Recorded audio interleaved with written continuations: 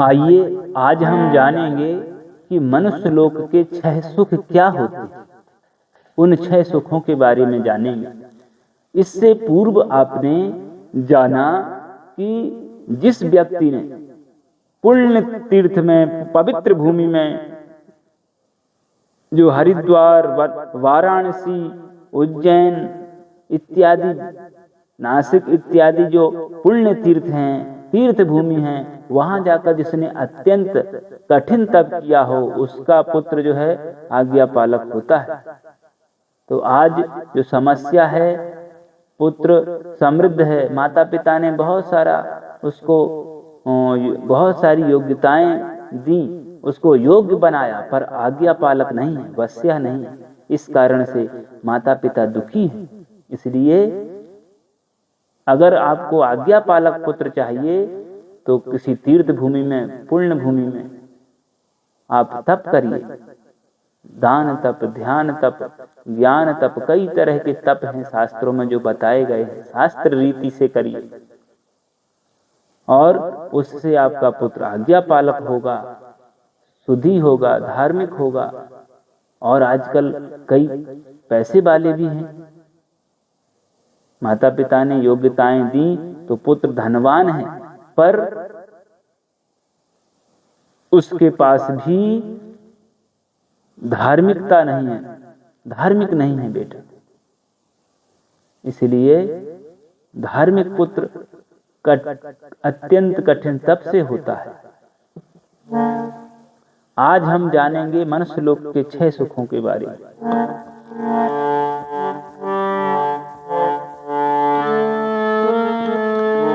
अर्थागमो नित्यं रोगिता च प्रिया च भार्या प्रियवादिनी च वस्यस्य पुत्रोऽर्थकरी च विद्या षड्जीवलोकस्य सुखानि राजन्। अर्थागमो नित्यं रोगिता च प्रिया च भार्या प्रियवादिनी च वस्यश्च पुत्रोऽर्थकरी च विद्या षड्जीवलोकस्य सुखानि राजन्। तो प्रसंग यहाँ ऐसा है, जीवलोकस्य षट् सुखानि प्रतिपादयति। जीवलोक के, ये जीवलोक है, ये मर्त्यलोक है, मनुष्य लोक है, यहाँ के 6 सुखों के बारे में यहाँ बतला रहे हैं, प्रतिपादन कर रहे हैं कि सबसे पहले हे राजन नित्य अर्थागमः। सबसे पहला सुख है कि आपके जीवन में नित्य धन आता हो, अर्थ का आगम होता हो। और आरोग्यता, धन आता हो।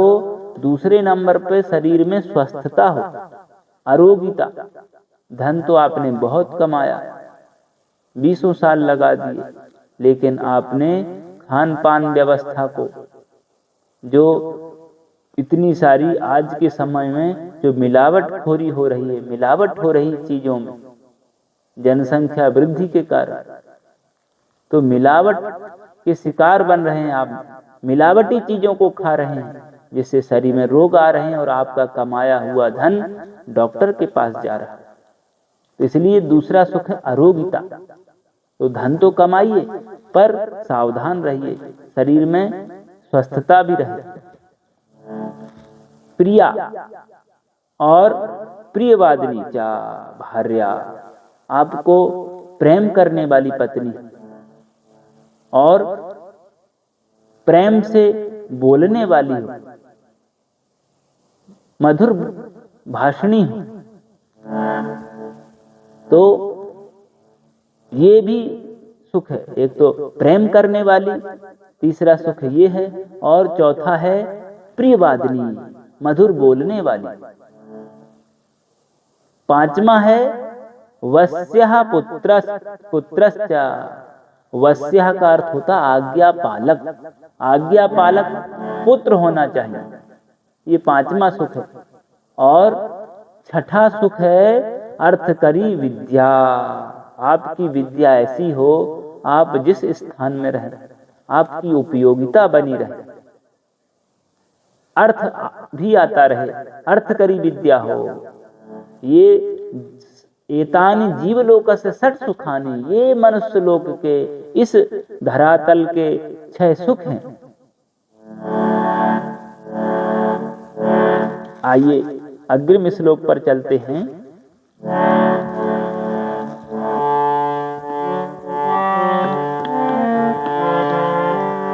यस्य कस्य प्रसूतोऽपि गुणवान् पूज्यते नरः, धनुर्वंश विशुद्धोऽपि निर्गुणः किं करिष्यति, निर्गुणः किं करिष्यति। इस श्लोक में बताया गया है कि गुणवतो नरस्यैव पूज्यताम निर्धारयति। प्रसंग है कि गुणवान नर की ही पूजा होती है, ऐसा निश्चय किया गया, ऐसा निर्धारण किया गया।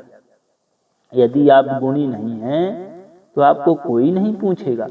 भागवत में भी जब उद्धव ने पूछा कि धनवान कौन है, आढ़्य कौन है, तो भगवान श्री कृष्ण ने कहा गुणाढ़्यो ह्याढ़्य उच्यते, एकादश स्कंद में, कि जो गुणों में धनी है वही वास्तविक धनवान है। आज परिभाषाएं बदल गई हैं, हमारी सोच बदल गई है, लेकिन वास्तविकता की बात आती है तो हम जो गुणों में धनी है उसी को धनवान मानते हैं। तो यहां पर अन्वय किया, यस्य कस्य प्रसूतः अपि गुणवान नरः पूज्यते। तो कहीं भी जन्म लिया हो, अज्ञात वंशस्य वंश विशुद्धि रहितस्यापि, जो अज्ञात वंश में कि जिस किसी वंश में उत्पन्न हुआ लेकिन गुणवान है यदि व्यक्ति, तो वो गुणवान नर की पूजा होती है, सभी सम्मान करते हैं ऐसे गुणशाली व्यक्ति का। वंश विशुद्धा अपि धनुः निर्गुणः किं करिष्यति। तो वंश विशुद्धा, बांस है, बांस में कोई छिद्र ना हो, ठोस बांस होते हैं कई, छिद्रादि वंश रहित, छिद्रादि से जो है रहित है, लेकिन धनु को दंडः निर्गुणः किं करिष्यति। तो निर्गुणः का यहाँ अर्थ दिया, धनु को दंडः निर्गुणः प्रत्यंचा रहितश्चेत् तदा, यदि धनुष प्रत्यंचा रहित है तो किं करिष्यति, क्या करेगा, अर्थात कुछ भी नहीं हो सकता। कितने ही अच्छे बांस से धनुष आप बनाइए, ठोस बांस से, लेकिन यदि उसमें प्रत्यंचा ही नहीं है तो प्रत्यंचा से रहित धनुष क्या कर सकता है। इसलिए व्यक्ति किसी भी कुल में उत्पन्न हुआ हो, यदि निर्गुण है, गुणशाली नहीं है, तो वह कुछ भी नहीं कर सकता। जो कुछ घर की संपत्ति है, जो भी समृद्धि, उसको भी नष्ट कर लेगा यदि गुणशाली नहीं है। और आजकल तो लोग अपने पुत्रों के लिए, अपने जो है वंश के लिए, कुल के लिए इतना जोड़ के रख रहे हैं कि जिसकी कोई सीमा नहीं। अर्थात आपको अपने वंश पर भरोसा नहीं है, आपको नहीं लगता कि हमारा जो वंश को में जो पुत्र है, जो भी संतति है, वो कुछ ऐसा कर पाएगी कि जिससे हमारे वंश की कीर्ति फिर से आगे बढ़ेगी। तो आपको उन पर भरोसा नहीं है, इसलिए आप इतना जोड़ रहे हैं। इसलिए गुणशाली बनिए। जिस किसी वंश में उत्पन्न हुआ व्यक्ति गुणशाली है तो उसकी समाज में जरूर आवश्यकता है, अवश्य ही उसकी पूजा होती है। इस श्लोक का यह भाव है।